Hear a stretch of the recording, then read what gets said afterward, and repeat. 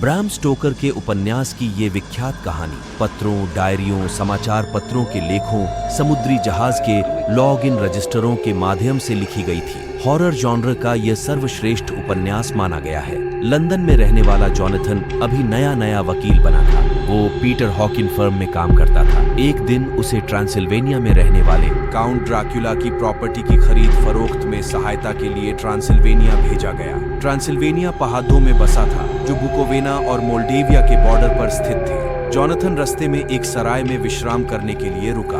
वहाँ कुछ लोगों ने उसे काउंट ड्रैकुला के किले में जाने के लिए मना किया, क्योंकि काउंट ड्रैकुला से बहुत सी भ्रांतियां जुड़ी हुई थीं जो बहुत अच्छी नहीं थी। लेकिन जॉनथन ने इस सब को अंधविश्वास माना और उसे इस काम के लिए बहुत सा धन भी मिल रहा था। उसकी मंगनी हो चुकी थी, जल्दी ही शादी भी होने वाली थी, इसलिए उसने उन लोगों की बात अनसुनी कर दी। जॉनथन कुछ और लोगों के साथ घोड़ों वाली बग्घी में बैठकर जा रहा था। आधी रात को वो लोग एक दोराहे पर पहुंचे। कोचवान ने जॉनथन को वहीं उतर जाने के लिए कहा। जॉनथन ने उसे काउंट ड्रैकुला के किले तक चलने के लिए कहा तो वो भय से कांप उठा और दुगने पैसों में भी वहां जाने से साफ मना कर दिया। दूसरे लोगों ने भी उसे ऐसा करने के लिए मना किया। आखिर जॉनथन वहां उतर गया। कोचवान बग्घी को लेकर जल्दी से वहां से चला गया। आधी रात का समय था। जंगली जानवरों की आवाजें आ रही थी। जॉनथन चिंता में पड़ीडीडीएच गया। अब काउंट ड्रैकुला के किले तक इतनी अंधेरी रात में कैसे पहुंचेगा? तभी उसे एक और बग्घी के आने की आवाज सुनाई दी। कोचवान ने अपना चेहरा नकाब से ढक रखा था। उसने सिर्फ इतना कहा, काउंट ड्रैकुला ने आपके लिए बग्घी भेजी है। जॉनथन चुपचाप बग्घी में बैठ गया। कोचवान बग्घी को तेज रफ्तार से भगाने लगा।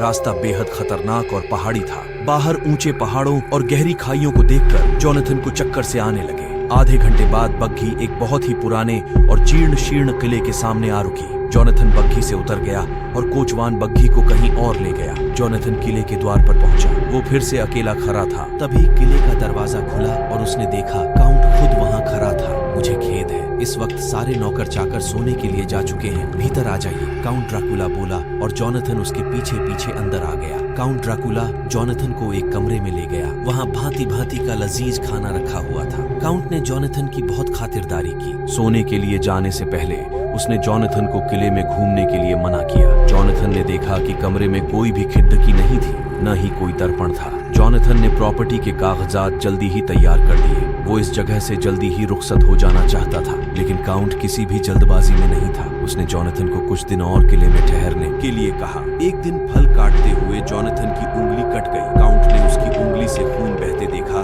तो उसे मुंह में डालकर चाट लिया। जॉनथन ये देखकर हतप्रभ रह गया। कुछ दिनों में जॉनथन को लगने लगा कि शायद वो किले में बंदी था। उसे बाहर जाने का कोई भी दरवाजा नहीं मिलता था। उसने किले की छानबीन करने का निर्णय किया। एक दिन किले में भटकते हुए जॉनथन एक कमरे में पहुंचा। वहां उसने मिट्टी से भरे कुछ ताबूत देखे। वहां 3 सुंदर लड़कियों ने, जो वैम्पायर थीं, उसे मोहित कर उसका खून पीने की कोशिश की। काउंट ड्रैकुला ने जॉनथन को उन तीनों से बचा लिया और इस घटना को एक बुरा सपना बताया। उसने उसे किले में इस तरह भटकने के लिए भी मना किया। एक रात जॉनथन को एक कमरे में झरोखा दिखा। जब उसने बाहर देखा तो काउंट ड्रैकुला को नीचे के एक झरोखे से लटकते देखा। शीघ्र ही वो चमगाददाच में बदल गया। ये दृश्य देखकर जॉनथन बुरी तरह डर गया। उसे काउंट ड्रैकुला के वैम्पायर होने का पुख्ता सबूत मिल चुका था, लेकिन उसे किले से बाहर जिंदा निकल पाने की कोई उम्मीद नहीं थी। आखिर काउंट ड्रैकुला ने प्रॉपर्टी के कागजातों का काम पूरा किया और ट्रांसिल्वेनिया से लंदन के लिए निकल पड़ा। जॉनथन को वह खून की प्यासी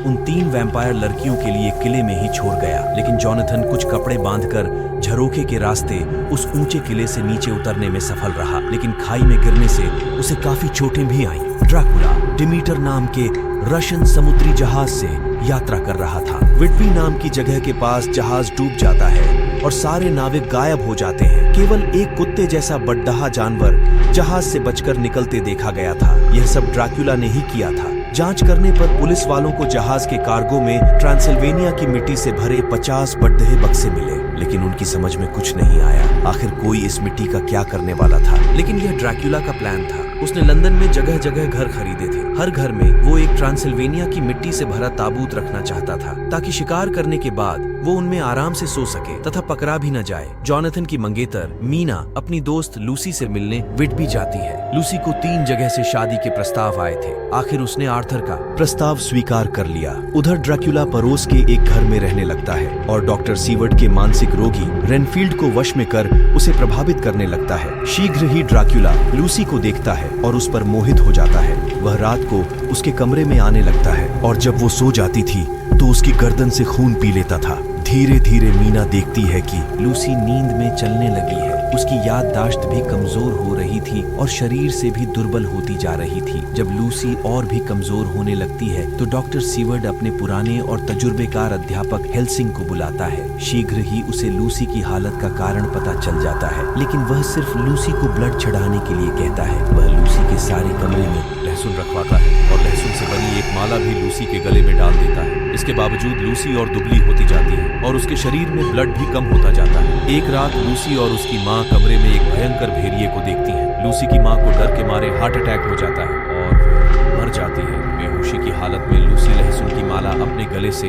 हटा देती है। अगले दिन सीवर्ड और हेल्सिंग लूसी की गर्दन पर 2 काले निशान देखते हैं। हेल्सिंग बताते हैं कि यह सब कोई वैम्पायर कर रहा है, लेकिन जल्दी ही लूसी की मौत हो जाती है। हेल्सिंग उसके शव के ऊपर क्रूसीफिक्स रखवा देते हैं ताकि वो वैम्पायर न बने, लेकिन उस क्रूसीफिक्स को एक नौकर बाद में चुरा लेता है जिसे ड्रैकुला ने सम्मोहित कर दिया था। लूसी की मौत के बाद समाचार पत्रों में खबरें आने लगती हैं कि एक सुंदर औरत बच्चों का शिकार कर रही है। हेल्सिंग समझ जाता है कि लूसी अब वैम्पायर बन गई है और वो ही ये सब कर रही है। वो ये बात बाकी लोगों को बताता है। सब लोग मिलकर लूसी को ढूंढते हैं और एक रात उसके दिल में लकड़ी का भाला गाड़ देते हैं। फिर उसके सिर को काटकर उसके मुंह में लहसुन भर देते हैं। इसी बीच जॉनथन घर आ जाता है। वह सबको काउंट ड्रैकुला की सच्चाई बताता है। इससे सबको पता चल जाता है कि लूसी की मौत की वजह ड्रैकुला ही था। हेल्सिंग के साथ मिलकर सब लोग ड्रैकुला को मारने की ठान लेते हैं।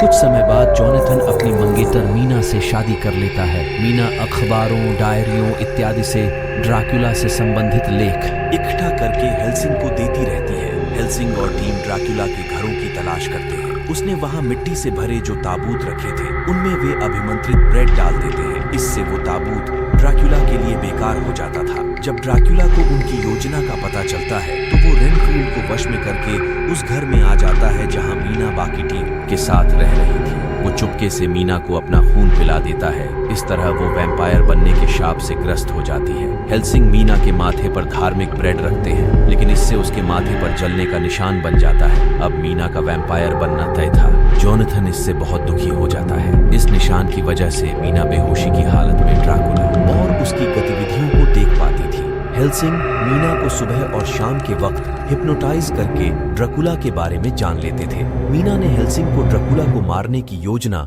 उसे न बताने के लिए कहा, क्योंकि ड्रैकुला भी मीना के जरिए उनकी बातें जान रहा था। जब उनकी टीम ने 49 ताबूतों को बेकार कर दिया तो उन्हें पता चला कि ड्रैकुला अपने 50वां ताबूत के साथ वापस ट्रांसिल्वेनिया के लिए रवाना हो गया था। मीना के बताए मार्ग से वो लोग ड्रैकुला का पीछा करने लगे। मीना और हेल्सिंग अलग होकर ड्रैकुला के किले की तरफ चले गए। बाकी लोग नौका से ड्रैकुला के जहाज का पीछा करने लगे। किले में पहुंचकर मीना और हेल्सिंग ने सोती हुई तीनों वैम्पायर बहनों के दिल में लकड़ी के भाले भोंककर खत्म कर दिया। जॉनथन और बाकी लोगों ने ड्रैकुला की नौका पर हमला कर दिया जिसे जिप्सी चला रहे थे। जिप्सियों ने भी मारकाट शुरू कर दी, लेकिन हमले में सारे जिप्सी मारे गए। इसके बाद जब जॉनथन ने ताबूत का ढक्कन खोला तो देखा ड्रैकुला उसमें सो रहा था। ड्रैकुला नींद से जागा और भय से जॉनथन की तरफ देखा। ड्रैकुला ने जोर की चीख मारी, लेकिन एक क्षण भी गमवाए बिना जॉनथन ने तलवार से ड्रैकुला का गला धड़ से अलग कर दिया। क्विंसी नाम के व्यक्ति ने लकड़ी का भाला ड्रैकुला के दिल के आर पार कर दिया,